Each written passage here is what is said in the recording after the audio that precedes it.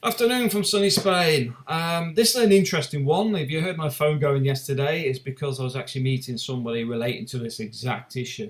It's to do with money transfers. And I've been working on this for quite some time, and it was quite lucky that I managed to find the right person. I managed to get hold of them. We met up yesterday about this. One of the things I want to say about money transfers is you're often ripped off without even realizing it. Now, there is certain things that you do yourself which cause this, which is like when you're going on holiday, changing your money is your last thing. You've been sticking your money away for weeks or whatever, and then you're going, right, I've got my money, and it's the last thing. You stand with your suitcase on the way to the airport. That's why you'll get bad exchange rates when you go to airports, because airports stick extra fees on for themselves on top of the cost of these locations, because the locations, these little booths can be £20,000 for one of those. So there's premiums on there that you're charged. An example is you won't see McDonald's, or very rarely you will see a McDonald's in an airport, or even on motorway services are fairly limited, because McDonald's try to keep their pricing the same throughout an entire country. That's why some of them have disappeared from motorway services. See, Burger King will rip you off. They'll overcharge, no problem. But anyway, so bear that in mind. If you're at a bureau de change or whatever, those prices that you're stuck with are because you're at lastminute.com. You've turned up at the airport and go, oh my, I've got 500 quid in my pocket. I should have changed that to euros or whatever. And that's why you get hung, drawn, and quartered at the exchange rate there. Now, we're not talking about those. What we're talking about here is if you're buying a house or you're planning to go on holiday soon, like in the next few weeks, month, whatever. Those transfers can be done in a day, a couple of days, whatever. So it's not a problem. So what you got to bear in mind, it's possible to set this up. Now, one of the things that I've seen here that got me sort of alarmed on this is how much the real estate agents are doing with this, where people are being ripped off when they're buying a house. I mean, they're getting ripped off big time, because sometimes, more often than not, it's very common if you live here, people know exactly what I'm talking about. The house prices aren't the real house prices. The buyer and seller can both be overcharged. For example, you can have the seller being told that the buyer, so let's say the seller wants 86,000 euros for his house. The buyer has seen it on the real estate market for 96. And here, the real estate agent may actually even go and say to the seller, they'll only pay 80,000, even though the buyer has actually agreed to 96. So they both get stung. Exchange rates, no different. These guys will advise you, they'll handle it all for you, make life easy. Same with when you start looking at the rates relating to lawyers' fees and everything, you get really hammered here. I'm trying to change all that. We're trying to work with different people. But the exchange rates, they are not working to your advantage, they're working to their advantage. So they're going to FX exchange companies which charge a premium because they get more commission. Because where do you think that commission comes from? It's not out of thin air. It's out of that transfer. It's out of that money. That is your money. Now, this is similar in the sense that I would still receive a commission, but nowhere near what these other guys are doing.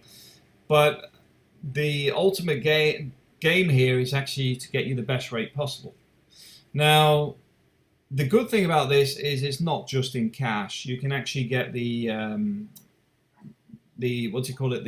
They're like holiday debit cards. So you transfer your money onto that, which is also useful because I've experienced it in Spain. I had my wallet stolen. Now, if I've only got my holiday money on me, I don't have to worry about anything. I've lost, say, 200 euros or whatever, and I can actually go to my insurance company and get that money back, etc. But if that was my bank card, it could create a much bigger problem where I need to cancel the bank cards and all that rigmarole. So when I go back to the UK, it just affects everything.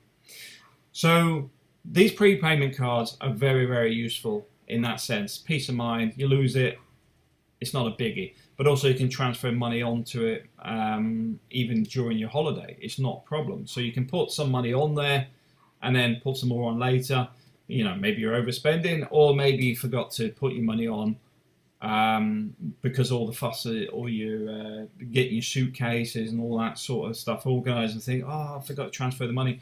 You could then do it online and it's done for you. All that stuff gives you peace of mind, makes life easier for you. If you're buying a house, similar thing, dealing it from A to B, you'll get the best rate there you'll be able to find. Now, how do I guarantee this? I'm not selling second-hand cars here, but I mean the whole thing of the expat services I've set up in Spain is to help the expat community. The answer is go and get some rates from other people. Don't tell us what they are. And then what you do is you simply ask us for another rate and then tell us which one's the best. You know, at the end of the day, you go, oh, you're the best. That's as simple as that. You take that as your gauge. You don't have to take my word for it. You don't have to assume that I'm just helping you out because I am. You can prove it yourself. Now, the other side of this being that the company that is doing this has been around since the 60s. It trades in billions a day. It has a huge amount of money that it circulates globally. They're not a small company. They are not a fly-by-night firm, but they have had a lot of competition come into the market purely because of inflated commission rates. The other companies you see, like I was saying, if I'm stood at the airport, say I've got a little booth at the airport, and Joe Bloggs comes up to me and says, hey, you know what, if you do the exchanges for us, I will give you X amount commission, which is 3 times as much as what I would get with this other company. What are you going to do? Because at the end of the day, like I say, the airport's a captive audience anyway, but at the same time, who's interested working on? The answer is themselves. They're a salesperson. ExpatServices.es is not about sales. It's about stability with the expats. It's about building trust, developing relationships, so that eventually we'll be covering medical insurance, house insurance, maintenance services, money transfers, and possibly even open a real estate agency. The difference being is we work in a fair market, and it's not just gum for people just saying it. It's the fact is that is the way I want this to develop. I'm not interested in any get-rich schemes. I'm not interested in becoming another blot on the landscape of Spain where people have exploited others. I'm not interested. I know a lot of people come here for retirement. They shouldn't have to have people fleecing them as soon as they arrive at the airport. I want to move away from that. I want to actually help people be able to go, right, this is what we do for you. And we quite happily will say, get quotes elsewhere. But one thing we will do is make sure you get the service you're paying for. But ultimately, we're trying to give you the best service possible at the best price. Thanks for watching.